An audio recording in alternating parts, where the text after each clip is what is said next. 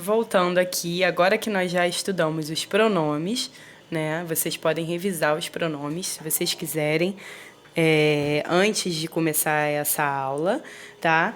Essa aula ela é voltada para as formas de tratamento. Então, a gente vai falar sobre formalidade e informalidade em Espanha, tá? Então, assim, no Brasil, nós temos formas de tratamento, né? A gente não sai falando com qualquer pessoa de qualquer maneira. Se a gente vai falar com uma pessoa mais idosa, que tem mais idade, ou até mesmo uma pessoa que exerça um tipo de autoridade sobre nós, algum tipo de autoridade sobre nós, a gente vai utilizar uma forma de tratamento, geralmente, que seja mais formal, né? Mas se a gente vai falar com uma pessoa que é uma amiga nossa, né, um amigo, ou com um familiar, uma pessoa com a qual nós tenhamos mais intimidade, então a gente vai utilizar uma forma de tratamento mais informal.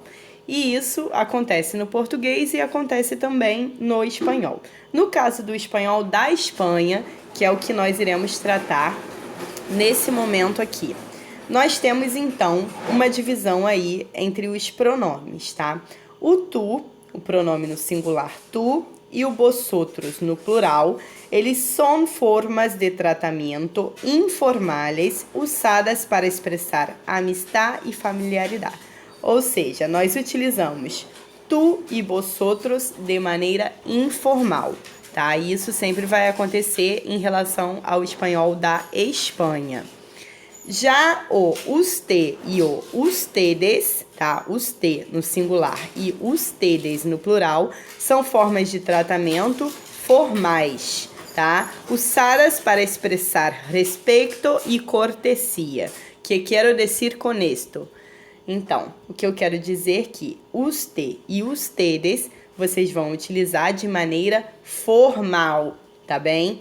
Então, é usada para expressar respeito e cortesia. Vamos dar uma olhadinha nos exemplos. Exemplos com formas de tratamentos distintas. Então, nós temos aqui dois exemplos, tá? Me encuentras hoy? Uma pergunta, né? Me encuentras hoy? E a resposta: claro, te encuentro a las 8, vale? Então, nessa primeira frase aqui, deixa eu aumentar aqui para vocês observarem bem. Na me encuentras hoy, nós temos a marcação aí do verbo encuentras, porque ele está conjugado no tu, porque é tu me encuentras hoy, só que nesse caso o tu ele está oculto aí, porque não é necessário colocar o tu nessa frase. E na segunda frase nós temos a resposta, claro, te encuentro a las 8, vale? O te também, que é um pronome complemento relacionado ao tu. Então, nesse primeiro pequeno diálogo, né, que eu coloquei aí, nós temos uma forma de tratamento informal, ou seja, uma conversa entre amigos, né, uma conversa entre familiares, entre namorados, tá bem? Já no segundo diálogo que nós temos aí, nós temos ustedes van a la clase de español hoy. Ustedes van a la clase de español hoy. Então, essa seria uma pergunta e a resposta, si nosotros estaremos juntos a ustedes en la clase. Então, nessa primeira frase, ustedes van a la clase de español hoy, nós temos aí o pronombre ustedes, que está bem explícito aí junto ao verbo que conjuga junto com ele, tá? Ustedes van. E demonstra para nós, então, formalidade, assim como na resposta ustedes também aparece. E demonstra também formalidade, tá? Então, isso é muito importante a gente saber, porque é muito comum, principalmente nas provas da UERJ, que apareça esse tópico de formalidade e informalidade, tá? Então, a gente precisa entender isso, essa diferença entre tu e os te, vosotros e ustedes, para a gente poder resolver melhor as questões que podem aparecer nas provas, tá, gente? Então, vamos dar uma olhada agora em algumas questões do vestibular, tá? Que eu separei para vocês, são 2 questões. A primeira questão aqui está sem o texto, mas eu retirei somente a questão porque é possível, né, compreender essa questão sem ler o texto, tá? Mas se vocês quiserem dar uma olhada na prova toda, tá? Vocês podem procurar lá no site da UERJ o primeiro exame de qualificação de 2017. Aí vocês encontram a prova de espanhol, vão encontrar essa questão e as outras questões, tá? Mas então vamos olhar essa questão. Diz o seguinte: En el texto, los personajes dialogan con diferentes grados de formalidad. En cuanto al uso de las formas de tratamiento, se encuentra una marca de formalidad en el siguiente fragmento. Então, esse tipo de questão aqui é uma questão muito típica das provas, tá? Principalmente as provas da UERJ. O Enem, ultimamente, ele tem focado mais na interpretação. Mas na UERJ, costumam aparecer questões também voltadas para tópicos gramaticais. Sempre contextualizada, sempre referente a algum texto, mas tem, sim, alguns tópicos gramaticais. Então, essa é uma questão sobre formas de tratamento, né? Tá falando aqui, uso de las formas de tratamento. E o que ela pede? Ela pede que você encontre em um dos fragmentos do texto, né, que foi lido, né, que supostamente foi lido, vocês encontrem uma marca de formalidade, tá? Então, vamos ver aqui as frases. A primeira, letra A. Abuela, te he traído algunas chucherías bajas em calorias e em sódio. Então, nessa primeira questão, nessa primeira opção, né, na letra A, nós podemos observar que depois de abuela, nós temos o te he traído, tá? Que é como se dissesse em português, eu te trouxe. E o te, como vocês já sabem, é um pronome complemento do tu.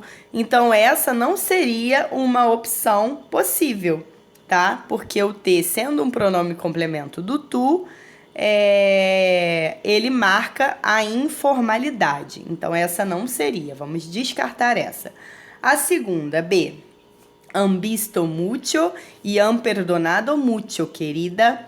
Então, aqui, o han, ele é um verbo, né, do verbo haber, que ele está conjugado na terceira pessoa do ele, ella, ustedes. Então, nós temos aí a opção, né, no caso, que poderia ser ustedes. Mas vamos olhar as outras questões, porque essa é uma opção que leva a várias respostas, porque nós só temos aí como referência o verbo, né, que é o han, que ele está conjugado no ustedes, mas ele pode estar se referindo também a ellos ou a ellas. Então, essa frase aí, ela é difícil da gente entender a princípio. Então, vamos olhar as próximas opções. A letra C. E que dientes tan grandes tienes?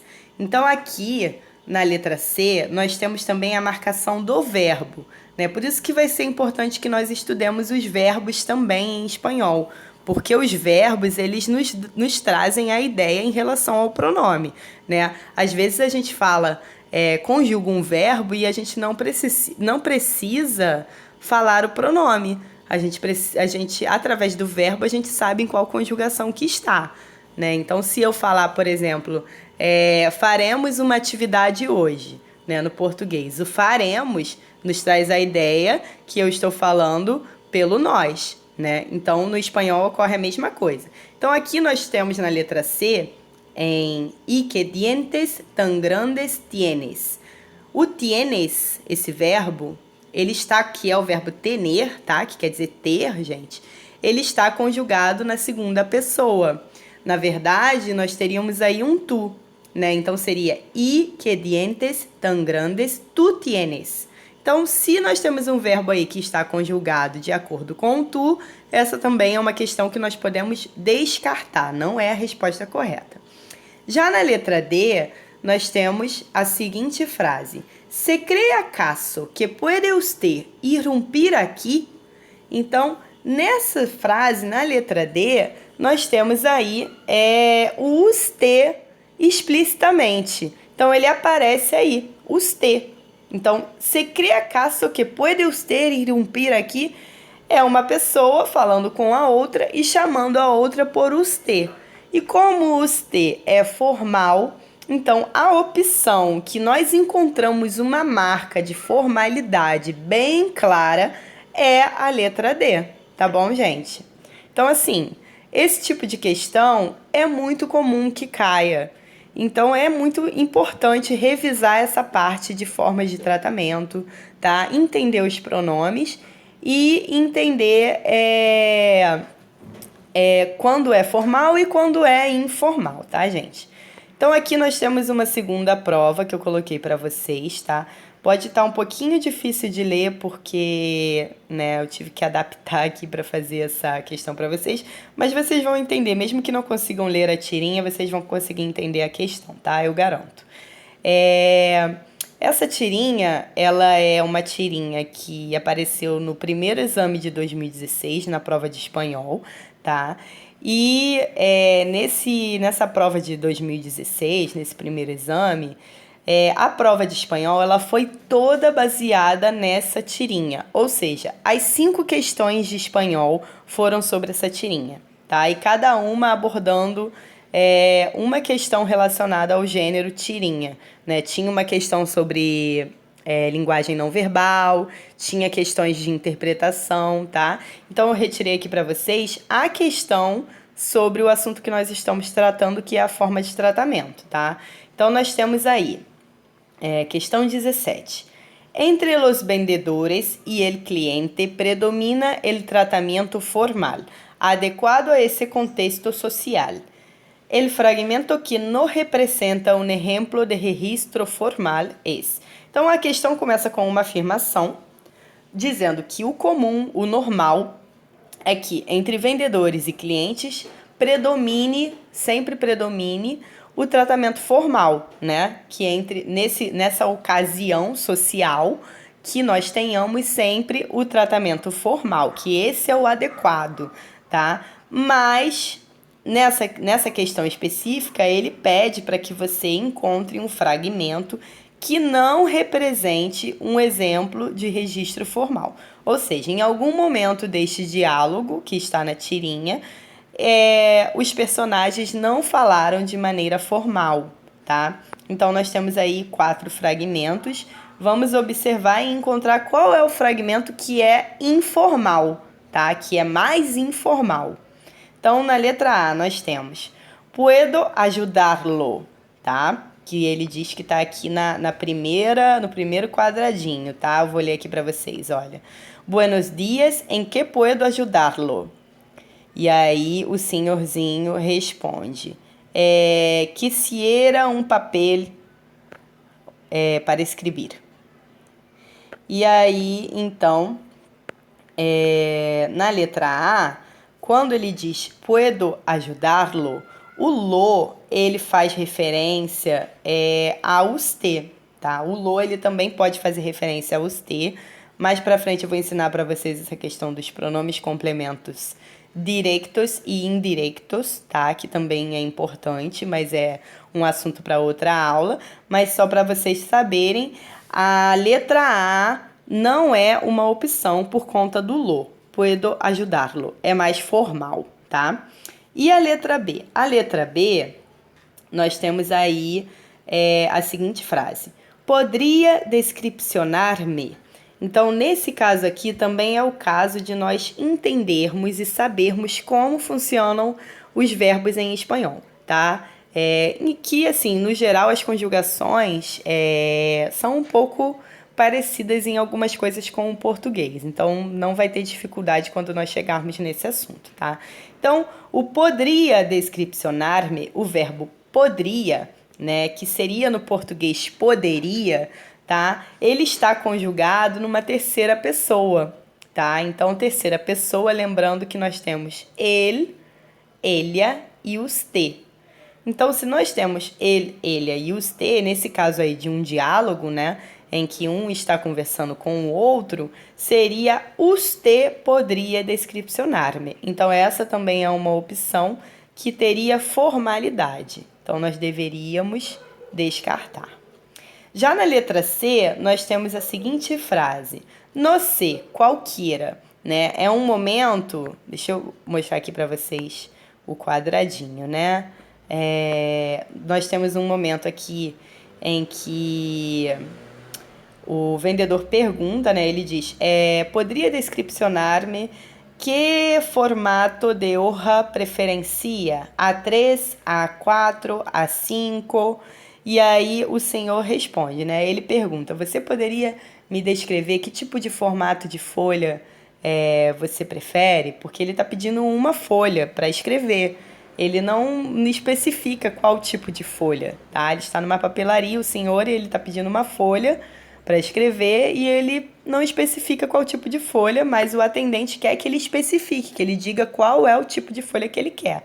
Então o senhor responde a essa vinhetinha aqui, ó, que ele tá com as mãos abertas, ele responde: no sé qualquer, eu escrevo frases, algum poema, algumas palavras. Eu não estou conseguindo ler muito bem, mas é praticamente apuntes sueltos, é isso que ele diz. No sé qualquer, eu escrevo frases, algum poema, apuntes sueltos. Então, ele diz que ele quer qualquer folha, tá? No sé qualquer, seria essa resposta, tá? E aqui na letra C, nós não temos assim uma marcação de pronome, né? Porque ele diz em primeira pessoa. Ah, eu não sei, qualquer uma, tá?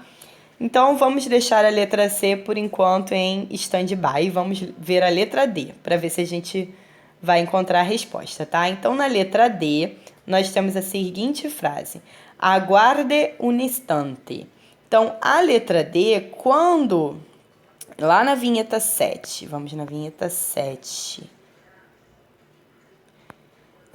quando nós temos aqui o vendedor falando para o senhor: aguarde um instante, vou a consultar a minha supervisora. Então, quando ele diz isso, aguarde um instante, ele também está utilizando de uma forma verbal, tá? Uma forma verbal no imperativo, tá? E o imperativo, quando nós formos estudar o imperativo, isso também vai ficar mais claro para vocês. Mas esse verbo aguardar, quando ele está conjugado dessa maneira, aguarde, ele está conjugado no ust. Então, quem tem esse conhecimento de que o aguarde está conjugado no ust, sabe também que essa frase, ela denota formalidade. Então, se a letra A B e a D denotam formalidade, a única opção correta que nós temos é a resposta da letra C. E assim, a letra C, ela demonstra informalidade por quê? Porque ele diz no sé qualquer. Então, assim, não somente o pronome vai demonstrar informalidade, tá? Os pronomes, eles nos trazem essa ideia. Mas existem termos, né, frases, palavras, né, que também denotam informalidade, né? Então, quando você está conversando com uma outra pessoa e você utiliza de gírias, de modismos em espanhol, você está tendo uma conversa mais informal, tá? Então, essa forma de falar, eu não sei, qualquer uma, sabe? É uma forma de falar mais informal, tá? Então, aqui para vocês, eu demonstrei 2 questões, tá? De vestibular da UERJ, as 2 são da UERJ, porque eu queria que vocês vissem bem essa questão dos pronomes, tá? E também das formas de tratamento. Eu espero que vocês tenham gostado da aula. É a primeira vez que eu faço uma aula em podcast. Tá sendo uma nova experiência para mim. Estou gostando, porque eu estou descobrindo que nós... Estou descobrindo não, né? Eu sempre soube, mas assim... às vezes a gente esquece que a gente tem que aprender coisas novas. E eu agora estou aprendendo coisas novas também, a usar a tecnologia, né? E eu espero que vocês tenham bons estudos, tá bom, galera? Um abraço e até mais.